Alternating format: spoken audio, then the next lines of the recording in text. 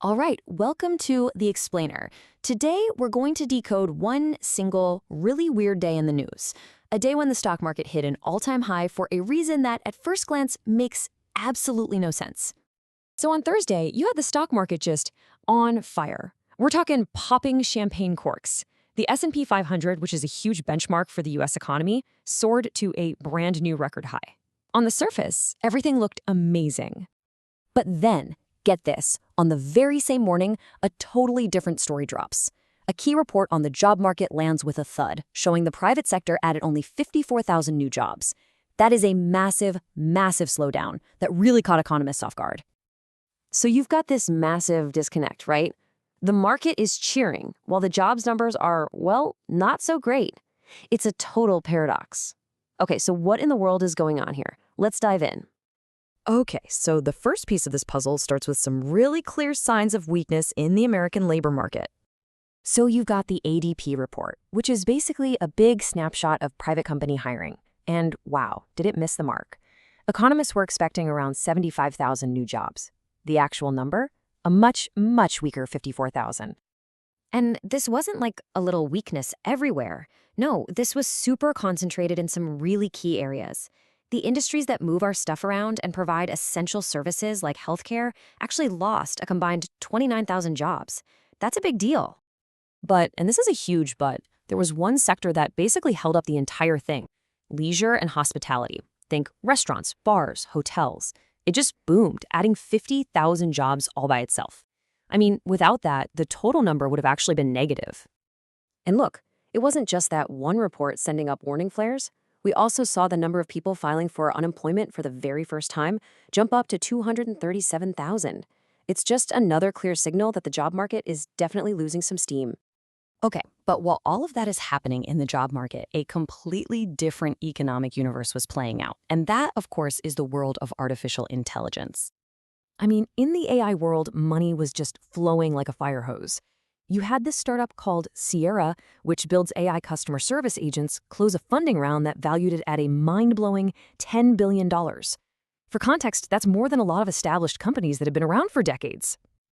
And believe me, that was not a one-off. Anthropic, a huge rival to OpenAI, announced a new funding round that valued it at an almost unbelievable $18 billion. I mean, we're talking about numbers so big, they're larger than the entire economy of some countries. It's just staggering.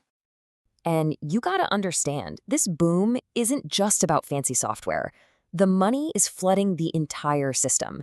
A company like Broadcom, which makes the essential hardware, kind of like the plumbing for the AI revolution, is expecting over $5 billion in AI revenue in this one quarter alone.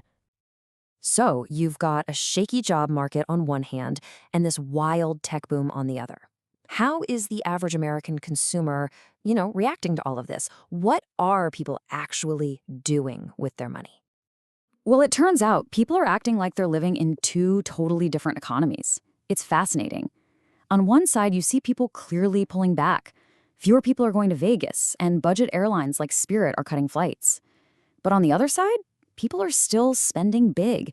Sales of Ford's giant Expedition SUV are at a 21-year high, and the Dallas Cowboys are now valued at a record-breaking $12.5 billion. So if you're a big company trying to navigate this mess, what do? Well, it's forcing them to make some really big, bold moves. Take a look at Paramount. Their media giant is calling everyone back to the office, 5 days a week. But here's the strategic part. They're offering buyouts to people who don't want to come back. It's a really clever, if tough, way to maybe trim the workforce ahead of some massive $2 billion cost cuts they have planned. Meanwhile, you have a retailer like Gap making a really smart defensive pivot. They're moving into the beauty market, which is famously resilient. They're hoping to grab a piece of a $100 billion pie, which feels like a much safer bet in this kind of economy than just selling clothes.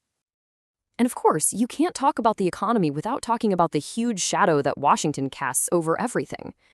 Okay, so this right here, this is the absolute core of that paradox we talked about at the beginning. The reason the market cheered bad news, it's because investors are now convinced that a weak job market will force the Federal Reserve to cut interest rates to stimulate the economy.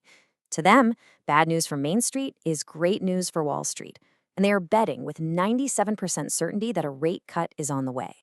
This intense focus on what the Fed will do is also raising some big questions about its political independence, which is supposed to be untouchable. These concerns were right there in the open when a new nominee for the Fed's board revealed he'd only take unpaid leave from his White House job, not actually resign. And that's a big difference that makes people nervous.